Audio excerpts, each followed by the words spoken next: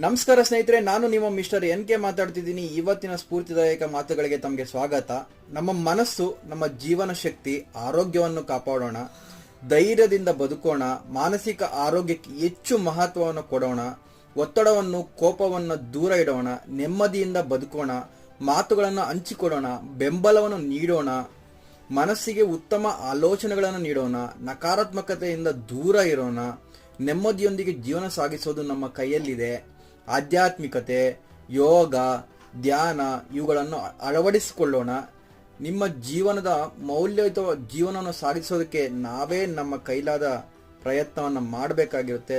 ನಾವೆಲ್ಲರೂ ನಮ್ಮ ಮಾನಸಿಕ ಆರೋಗ್ಯದ ಜೊತೆಗೆ ದೈಹಿಕ ಆರೋಗ್ಯ, ಆಧ್ಯಾತ್ಮಿಕ ಆರೋಗ್ಯ, ಸಾಮಾಜಿಕ ಆರೋಗ್ಯವನ್ನು ಕಾಪಾಡಿಕೊಳ್ಳೋದು ನಮ್ಮ ಎಲ್ಲರ ಪ್ರಮುಖ ಧ್ಯೇಯ ಆಗಿರುತ್ತೆ. ನಾವೆಲ್ಲರೂ ಒಟ್ಟಿಗೆ ಎಲ್ಲ ಪ್ರಯತ್ನ ಮಾಡಿ ನಮ್ಮ ಬದುಕನ್ನು ಸುಂದರವಾಗಿ ಕಾಣುವಂಥ ಪ್ರಯತ್ನ ಮಾಡೋಣ.